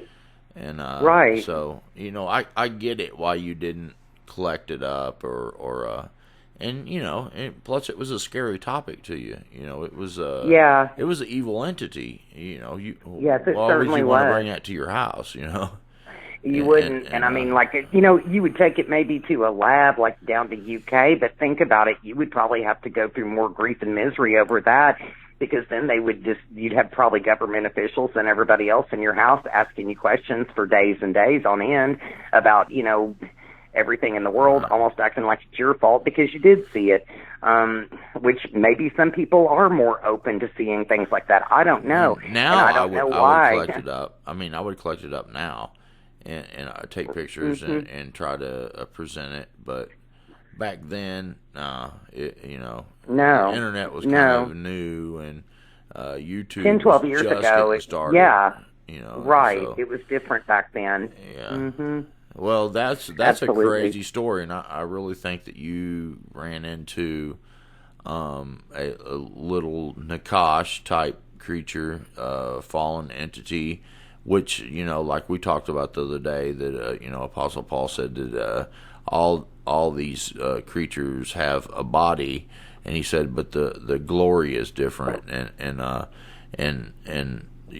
he said that things that have flesh, that are different are like fish, beasts, right, and the birds, right. Celestial beings have flesh, but the glory is different. Humans have flesh, and glory is different, but they all have bodies except for demons. Demons are disembodied. There's fallen angels, and then there's humans, and then there's demons. And there's the only ones that don't have bodies are the demons, and they're the ones that pose as ghosts and things like that. Right. So I get what you're saying, and I believe you. So the next story you have is this snow-looking thing that came up the stairs, and then a story about your sister. Yeah. We'll go into the paranormal region now. Go ahead. Well, this is the thing is that I've never really heard of anybody else saying that a demon appeared like this to them, like almost like television snow, or it looked like just some kind of disrupted atmosphere.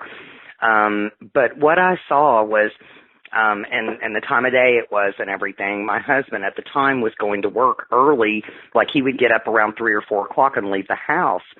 And usually I didn't get up until around 6 because I would get ready and I would go to my classes at that time, because it was around the time that I had seen the Bigfoot encounter. So it would have been, I believe, the spring of 1986 again that this particular incident happened.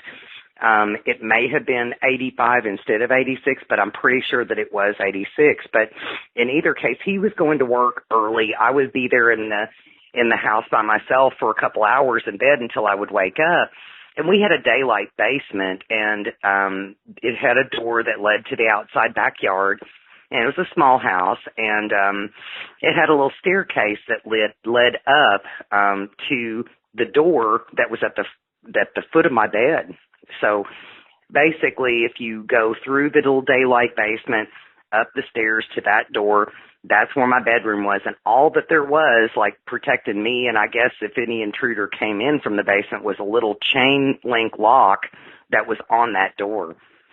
Excuse me. And that's what I had heard, or what had awoke me, was the noise of some footfalls on that bottom stair. And it sounded like a man. It sounded heavy, like heavy footfalls, and they were very deliberate and long. It gave me a chance to wake up at least, because when I heard the first footstep, I thought, oh my goodness, and I heard the second one, I thought, oh my goodness, somebody's in the house. And then by the time the third one fell, I'm thinking, it's coming up the stairs. Somebody's gotten in the basement. And I'm jolted upright in bed, and by this time the thing's getting to the top of the stairs, because there was only several little stairs that led up from the basement to that door that was at the foot of my bed. Well, I expected some big man to just push his way through the door, or to come bursting through that door. And I thought, I've got to get out of here. I've got to make it to the doorway of my bedroom, run down the hall, through the living room, and out the front door into the street if I have to, screaming, I've got to get out of this house. And, because I didn't have like a gun nearby or anything, the butcher knives were in the kitchen. I mean, I wasn't going to stand this off. It sounded like a pretty good sized man. Well, all of a sudden, what I see before I can even think, because I'm barely awake, but this thing is coming through the door, and it looks like dark television snow. It looked like a black moving mass of television snow, more black than white. But that's what it looked like. And so it looked like almost like an electric, magnetic, kind of a atmospheric change. It looked like a blob too. It wasn't perfectly circular. It wasn't like in the shape of anything like a square or a rectangle. It was just an odd shaped kind of blobby, but it was stuck together. Almost like if you, zoomed in on, say, a hive of bees when they were swarming or something like that. It looked like that, like it was moving, and like it had texture to it, like a body to it, but almost not a body, because it was just a blob shaped. But it looked like it was off the ground. Like when it came through the door, it came through the middle of the door, and it looked like it was about 3 to 4 foot tall, like maybe around a little bit more than a yardstick tall, and probably somewhere around a couple of foot wide.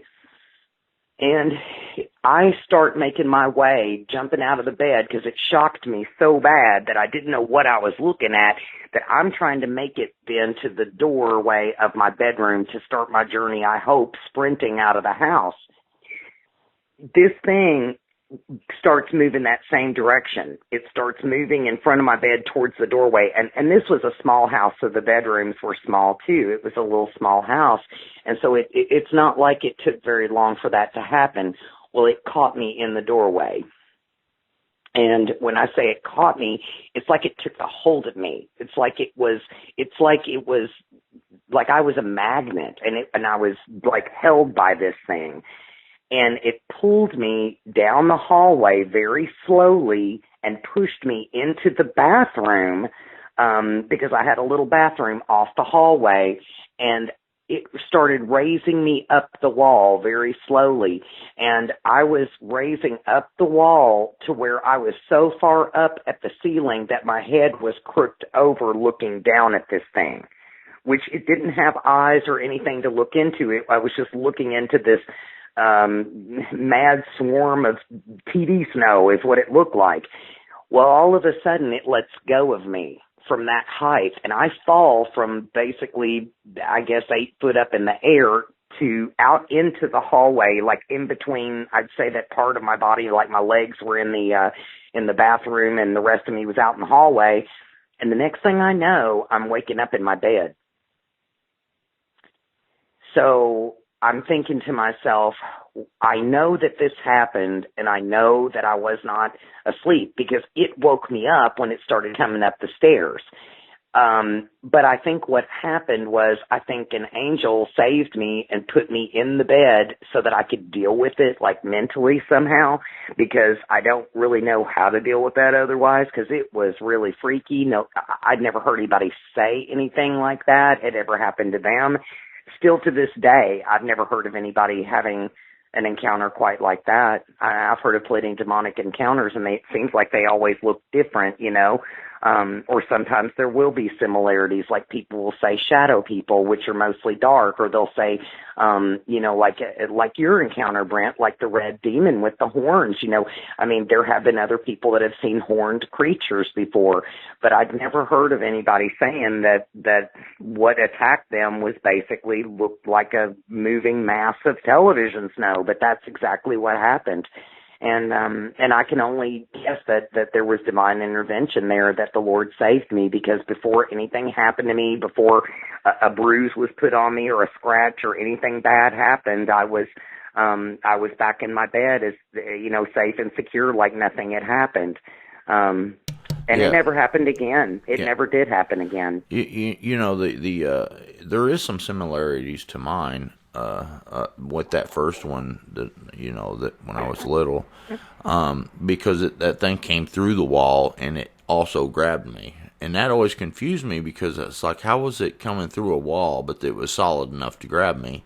But then when you think about the scripture, like where Jesus walked through the doors that were locked, and then he walked up to Thomas and says, "Stick your hand on my side," where he got stuck with the spear, and see if I'm not flesh and bone. That gives you a clue that the glory is different there. Like, I've been really trying to press into people that there's different types of bodies, and the glory is different, and the descriptions are all that we have to go by. Right. You know, so in some ways that thing went through the door, but it was able to grab a hold of you.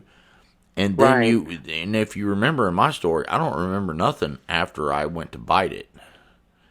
Right. You know, so I woke up, and my sister woke up, who walked in on it and saw it, and we don't, because that was the one thing she said to me when I way many years later, when I was like 32, I asked her about it, and that happened when we were 5 and she was 6, and she said, you know, the one thing I always wondered. And I kind of didn't want to know then, because it's like, man, I was hoping she would say that she didn't remember it, because I was wanting to say I just maybe dreamed or something. And but she said, no, I remember it like it was yesterday. And then she said I could draw a picture of it, you know. But she said, why didn't we run to our parents, mom and dad's bedroom, and tell them? She says, because like, I don't remember anything right after that. It's almost like the angels carried you both back to bed. And that's what bed. That's the one conclusion I came up with, that God intervened somehow. And I think that's what happened with me. Yeah. The Lord takes care of his own. Yeah. And then, there's some times that people block out memories of really traumatic stuff. And but in that one video that I made about my encounter, I tell about I made up this one story, because we had to write a poem and we had to write a short story, and I wrote some stuff that was really. And when I got to thinking about it later, when I was older, I was like, wow, why did I write that story like that? Because I had to solve this riddle, because we got captured and what have you. But it actually did take us. And because I always thought it was going to take me through the wall, and then I asked my sister that too. I said, "What do you think it was going to do?" And she said, "I thought it was going to take you through the wall, because that's where it was." And maybe there was a time lapse or something, and when you both look up there, a missing time scenario, abduction. I've thought about that too, because by the time my husband had left to work at 4:00. This probably happened on upwards of, say, 4:30, 5 o'clock in the morning. And then all of a sudden I wake up in bed at the normal time at 6 o'clock, and it's time to get up and get ready for class. I mean, come on. That's a missing time. I mean, there's some missing time there. Yeah. And so either the angels put us to sleep where we didn't have to remember what happened, or something actually did happen, and and the clocks were rewound for us, or they were speeded up for us to not, or whatever, whatever happened. It's something we can't ever know. I mean, right? I don't have the answers to that. But right. that's a mystery part of the whole scenario. Is why did you not remember what happened after it had dropped you? Let you go. And then all of a sudden you don't remember anything. That was the exact same thing that happened to me. It could be that the trauma is just so great that your mind blocks it out. But then it could be that God intervened. And there's no really, if we're honest, we just don't know. We don't know. Right, yeah. So that's about all you can say about that. Yeah. I've always told myself it was an angel that must have saved me, and I just go from there. Yeah. Because all I remember was the feeling of being released by this thing, because it had such a grip on me, like a magnet, like I said, that it could just basically, I had no control. I was frozen. I could only be taken down that hallway and pushed into that room, and I couldn't move. It was like I was paralyzed. And then once that thing let go, it let go just immediately. And I remember falling. I remember falling out into the hallway. I don't remember anything else other than I woke up in my bed. That was it. Yeah, there's some other theories that come into play with stuff about magnetic anomalies and things like that. And when you pass through things that are kind of magnetic anomalies, that it causes you to not remember. And there might be something to that. I don't know. It goes way deeper than that, and I don't want to go into all that, but there could be some reasons that we don't remember, that we're not completely, knowledgeable about. But it is very, very strange. But I can tell you, when the encounters are indelible, they leave a permanent mark on your memory. Oh yeah, you remember it more clearly than. Yeah. I can remember the fingernails and the cuticles and everything on this thing's hand when I was going to go bite it, and it was like it took forever. It seemed like I looked at this thing's fingers and its fingernails, and it was like red with the like a hand on a flashlight in the dark, glowing. The whole thing had light coming from within it. That's what made me think it was a fallen angel of light. And in curled ram horns, that gives it away. What I know what this thing is, and I was only 5. I never seen a costume or anything that looked like that, and so you just knew it wasn't good, and I think that's the same thing that you knew. And but anyway, I thought that was a really cool story for the listeners. Let's talk about your sister's. Well, this was around the same time, because that May, actually, the following month after the encounter I had by seeing the Bigfoot in April, and also this was in the spring. Also, I don't know if it was February, March, April, but it was around through there when the television snow demon attacked. But in essence, it was that same time period, or that same summer, that we graduated with our bachelor's degrees from Eastern. And now I went on for another year to school, because I went ahead and got my master's degree. But my sister went ahead and got a job, and she was working in design and as a rep, and so she had a really good job. She didn't have to take a roommate, was making really good money for back then, and got an apartment here in Lexington, at what now is called Steeplechase Apartments. And I mean, it was brand new back at the time, and she had a little apartment all of her own. And she had said that one night, and this would have been in the summer then of '86, that she was just vacuuming, and she got the feeling like that something was behind her or looking at her. And she said it really creeped her out, like she was trying to vacuum right before she went to bed that night. Because we have a noise ordinance here in town where if you do any kind of noise like that, you're supposed to do it before 10 o'clock at night. And I think she was trying to get in bed early. And so this would have been about 9:30. And she said it was the worst time that she had trying to clean that apartment up and trying to vacuum because she kept feeling like something was behind her. She said, I almost just backed up against the walls and just, held the vacuum cleaner out from there because I wanted something behind me so that nothing could be behind me. That's how bad it was creeping me out, and how thoroughly that I felt convinced that something was just right over my shoulder, just right up on top of me. But she went ahead and went to bed. And she said that slightly after she had gone to bed, she was awoken by a noise in her living room. And she thought that possibly something was in her house or in her apartment.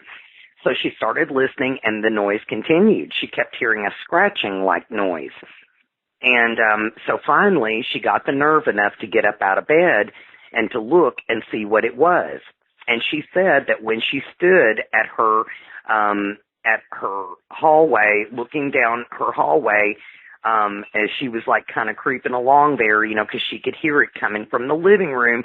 She was coming out of her bedroom. She saw in the living room, going from the side where the door was all the way to the other side, like it streaked across the room then, and it looked at her as it was going and let out a high-pitched scream. And what she said it looked like was what got me. She said it was the ugliest thing you'd ever seen. She said, Kim, she goes, you couldn't think up a demon that looked like this. She said it looked like a really skinny, white, little old man or little old lady. She couldn't tell whether it was male or female because it had real long, white, wild-looking hair that was just coming out from all over its head. And she said that it was almost down, hunched over like on all fours. So while it was letting out this shriek and dashing across the room in front of her before it disappeared on the other side of the living room, she said it looked like it had big gnarly fingers, like that it had long, like skinny fingers with claws. It had big wild white hair. Its whole body was white. But it looked solid. She said it looked solid until it disappeared. So that was the scary part about it, is it actually manifested to show her this. And she said it was going across the floor so quickly. And no one talked about this back then, back in 1986. But like since then, I've seen a couple of movies that are scary that have demons in them, and they're doing, or somebody that's possessed, and they're doing like this spider walk thing. Like where it looks like they're on all fours, but they're walking like a spider really fast and abruptly. That's the way she described this thing doing. That is what she said. And I thought, good man. I've seen a couple of movies. Scary. Yeah, I've seen a couple of movies where someone's walking on all fours and stuff that's bent the wrong way and stuff like that. And it's that's like exactly what she said creepy. It looked like.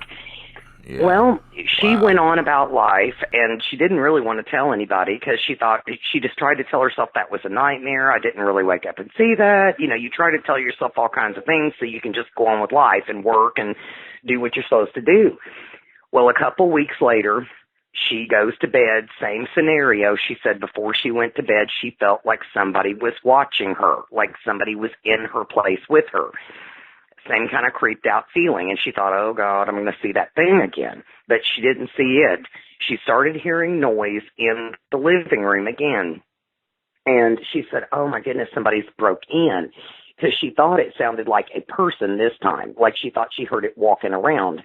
And she said that she was so scared because she heard it then let out a snarl like a dog would.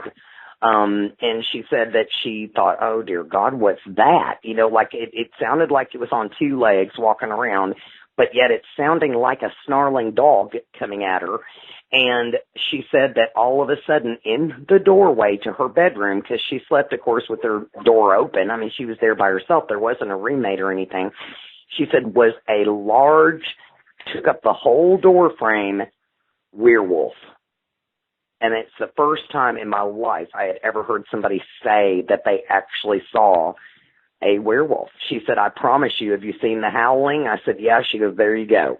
She said, you could see its eyes glinting at me. You could see its fangs. You could see the saliva dripping down off of it, and it's sitting there, growling at me. And she said, there it was, taking up the whole doorway, but it never would come into her bedroom.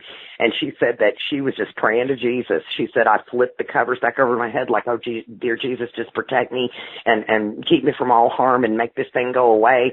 And she said she looked again, and certainly it was gone. Calling on the name of Jesus. We all know.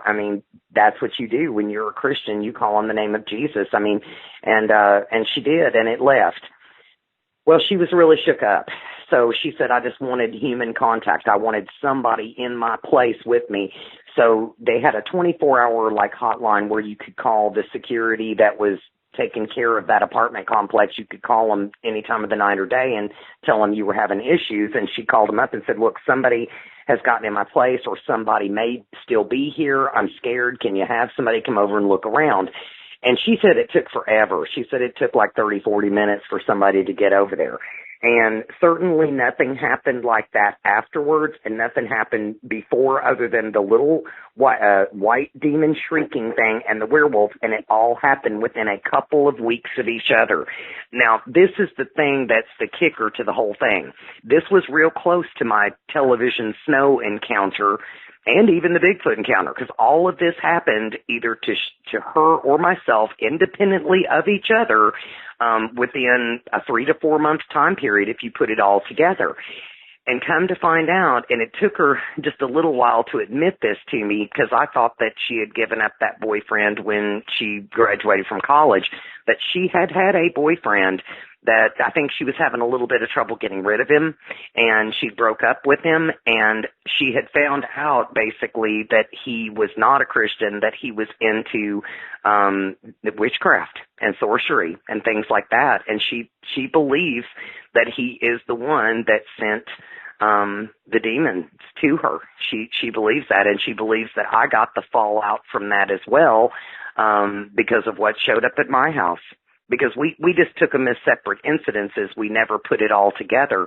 But then once she told me that, it all made sense. And then, of course, once he went on, I guess, to his next girlfriend or whatever, there was never a problem after that. Or once we had obviously both rebuked it in the name of Jesus, there was no problem. And that's the big kicker right there. But that is what happened, Brent. And Brent, I tell you, it's something that you never forget, and thank goodness I've not had anything else happen like that. You said that she talked to him and he said something.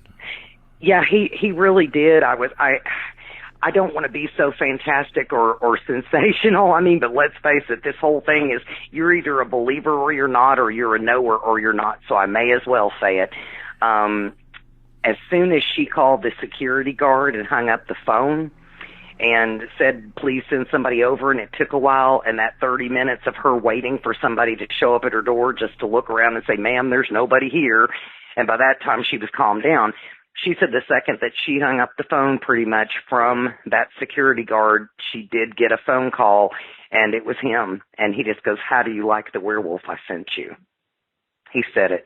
He said it. Yeah, she slammed. That's very significant. Oh, it's just so scary, Brenton. It's so scary that I even hate telling that part, but it is the truth. It is the truth, and that's Charlotte. Charlotte and I both were pretty tough girls. We were raised in the country. We're not scared of the dark. We're not, we're not silly girls like that. We never, and I'm not saying somebody has to be silly to be afraid of those things, but we were pretty tough. And back then, people had to be tougher, I think, quicker than nowadays. Most people did move out of the house at, 17, 18, went away to college and had their first jobs and never went back home. And it was just kind of the way things were at that time. More people were independent quicker. And that's kind of what happened, with both of us, is that we were no nonsense people, and being born again Christians on top of that, you don't really expect that the devil's going to give you any fallout, or you know that you'll get attacks from the devil, but you don't think it'll actually be sometimes the devil himself, I guess, I don't know how to put that any other way, but these things are real, and it's just like what The Apostle Paul says in Ephesians chapter 6 about that we wrestle not against flesh and blood, but evil and power, principalities, evil, darkness in high places, those kind of things. And sometimes they manifest into things that we can actually see and interact with and or have to rebuke. And that's what's happened. I mean, in all of these cases, I feel like that they were either fallen angels or, Nephilims, demons, interdimensional beings, whatever you want to call them. But they are real and they're true accounts. And if anybody else has had anything like this happen, then surely I'm not the only person that probably ever did have a demon that appeared like that came after them. Maybe one of your listeners will testify to the fact that something like that happened to them too, and maybe they put it to the back of their mind and tried to forget it after all of these years. But I think that one thing's for sure about this newer generation, that people are not as afraid to come out and tell it. If we are truly in the end days, or we're getting closer to the time of, and let's face it, the tribulation and or the return of Christ, and then that means that we are probably going to be seeing more things like this, the Nephilim or the veils lifting. I mean, I think people are seeing things that they never thought they would see. I know that most of the people back when you and I were growing up didn't believe in UFOs or aliens. They'd laugh and snicker and say, oh, he believes in little green men or something. And now many people, even in the scientific community, say, yeah, it's true. There are, but of course I think they think about it different than we do in the Christian community, because most of us believe that they are interdimensional demons. They are the fallen. They're not just alien grays and our brothers, from another planet. They're interdimensional instead of interplanetary. And I think a lot of people know that now. Right.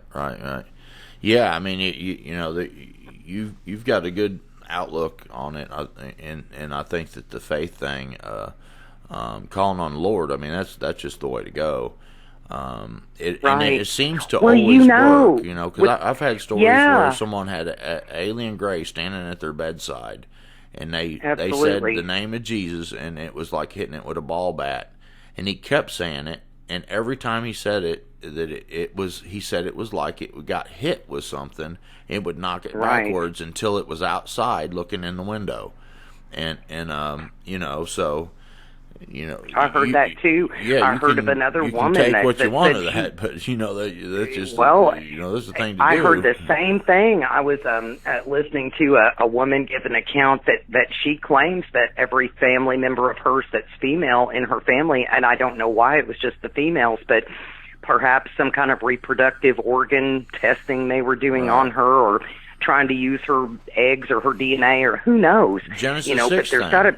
It's a Genesis 6 thing. And they come to the daughters of men, Yeah, she promises that her nieces, her daughter, herself, her grandmother before her, all in between, have been persecuted by these things and abducted all of their lives. And then once she became a born-again Christian, she said, I don't care where I was, they would find me. I grew up in New York, moved to Florida with my first husband, was in Illinois with my second husband, became a born-again Christian, and one night they showed up at my window like they had so many times before throughout my life.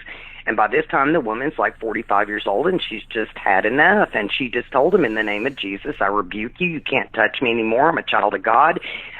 Get thee hence behind me, Satan, basically. And they got gone. Right. And I don't know if it was the first, it seems like that there was two sets of them that came. Like they came, and then a month later they tried it again, and she never knew whether it was the same group that was just trying to see if they could break down her resistance, or maybe it was a couple of different groups that were kind of experimenting or whatever they were doing on her all along. But she rebuked him again, and then she claims it's been years now, like several years, and she's never seen them since. So there's now we know what to do, as to where back then, if people hadn't come forward with stories like that, people wouldn't know how to protect themselves. Right. And so that at least lets people know, all the people out there listening, if you have something like that happen, try that. Call on the Lord. Call on Jesus, because he cares, and I think whether you're saved or not, he's going to at least show you that he cares, so that it would strengthen you in a way that you would consider him being your Lord and your King and what have you, and because the Lord does care for you, and yes. And Kim, There's man, power in the name of you Jesus. you have a fascinating story. Quite a few stories there, and they are fascinating. I believe every word that you said. After talking to you for a while, I think that you're a very honest person, and I think that you have a really good, blessed family there. Well, I just want to say thank you to you and your husband for holding the dogs back there at the house there, and helping you, have a little quiet space to talk, and right. and your children. I'm sure that the Lord has blessed all of you.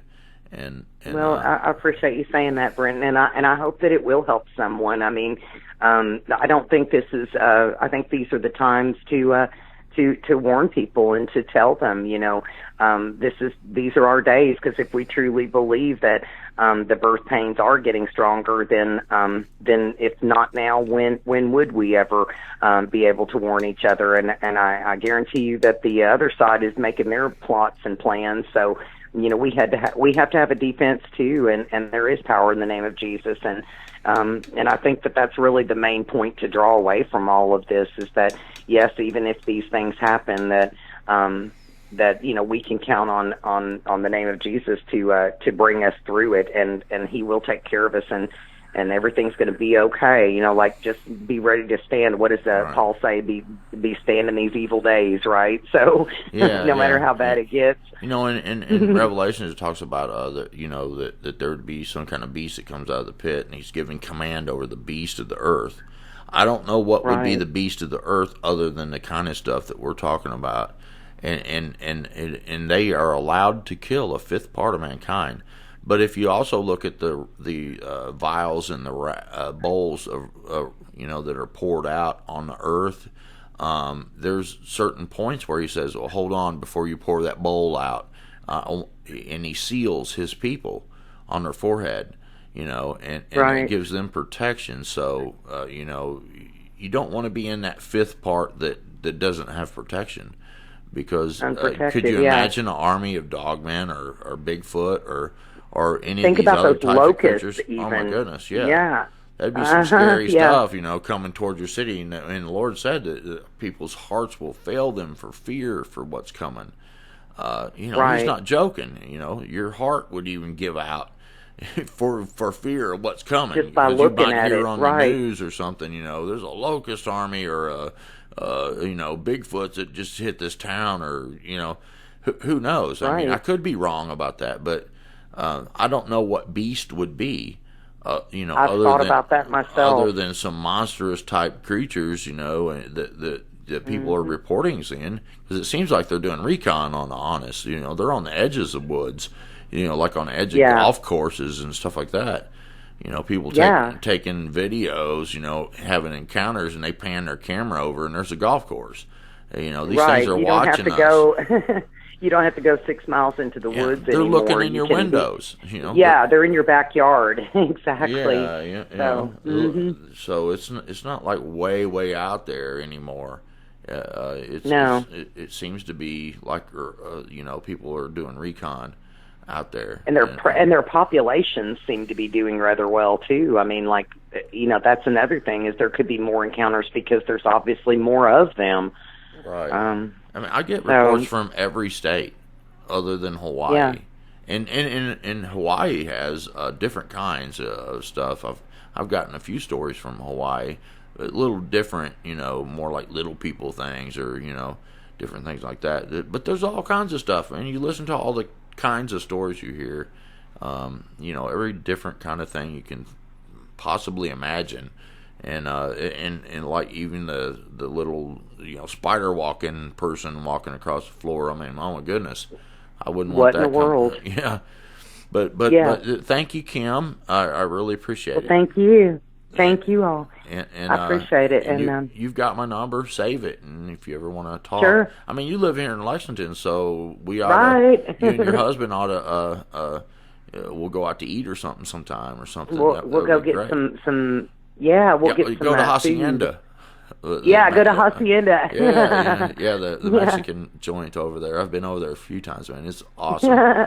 But everybody out there in YouTube land, I really appreciate y'all listening. And if you got something to share, any kind of stuff like this that we just talked about, you can contact me at brentonsawin@gmail.com, and I'll put that in the description if you don't know how to spell it all or something. And then, if you want to contribute, go to PayPal me link in the description. And that's very much needed because YouTube really censors a lot of this kind of programming anymore. The views go down and because their algorithms changed and all kinds of stuff like that. And there's quite a few things that people speculate on what's causing that. And then also I have the merch store. It's got some cool merchandise in it, to go just take a look and see what you think. And until next time, God bless y'all, and we'll see you on the next video. Bye-bye.